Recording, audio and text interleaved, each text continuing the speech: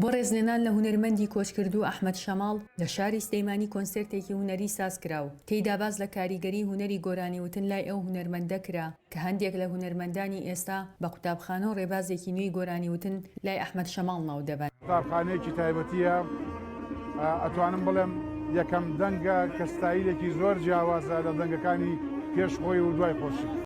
کۆنسێرتەکە لە باخچەیەکی بچووکی گەڕەکی چوارباخی شاری سلەیمانی ئەو گەڕەکەی هونەرمەندی تێدا ژیا بوو سازکراو. جگە لە ناونانی ئەو باخچەیە بە ناوی ئەحمەد شەماڵ پەردەش لەسەر پەیکەری ئەو هونەرمەندە لادرا کە لەلایەن هونەرمەندێکی پەیکەرسازەوە بۆی دروست کرابوو.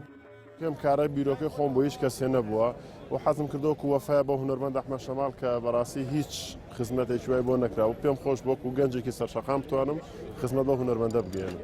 سەرەڕای ئامادەبوونی ژمارەیەکی بەرچاو لە خەڵک چەندین کەس بەشدار بوون لەو کۆنسێرتەوە گۆرانیەکانی ئەو هونەرمەندایان وتەوە. خۆشیانی خەڵکیش زۆری پێخۆشە کە شتەکانی هەڵێمان و جۆگرێکیشی زۆری هەیە لە ناو سلێمانیان گەنا بە حەمالی و بەینێ بەکرێکاری و سەردەمێکی شوان بووە. زۆربەی گۆرانیەکانی هونەرمەند ئەحمەد شەماڵ هۆنراوەی خۆیەتی و باز لە ژیانی پڕ نەهامەتی و هەژاری خۆی دەکات. ئەوانەی سەردەمانێک هاوڕێی دانیشتن و کۆڕ و کۆمەڵەکانی هونەرمەند ئەحمەد شەماڵ بوون باز لە خۆشەویستی ژیان لای ئەو هونەرمەندە دەکەن سەرەڕای ئەوەی هەژاری و نەخۆشی بەردەوام بەرەوکی گرتبوو. شتێکی یەقەت بیرم ناچێتەوانێ وتم کاگەحمەوە خوا حەزەکەی بمری ئەو هەموو ئازار و عەزابەژە جێڕیتەوە وتینە بە ساقەوە ساڵە ژیان نەبە خوایە خوا نەمرم.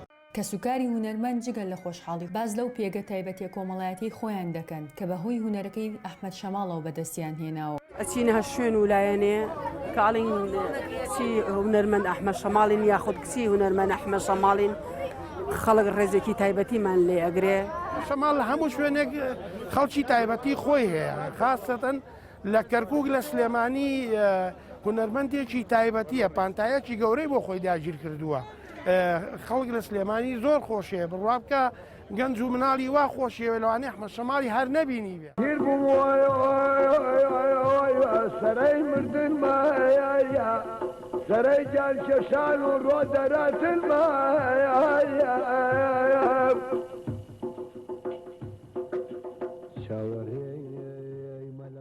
هونەرمەند ئەحمەد شەماڵ لە ساڵی 1922 لە شاری سلەیمانی لەدایک بووە و لە ساڵی 1997 پاژململانەیەکی توند لەگەڵ نەخۆشی کۆچی دوایی کردووە. ژیار محەممەد دەنگی ئەمریکا.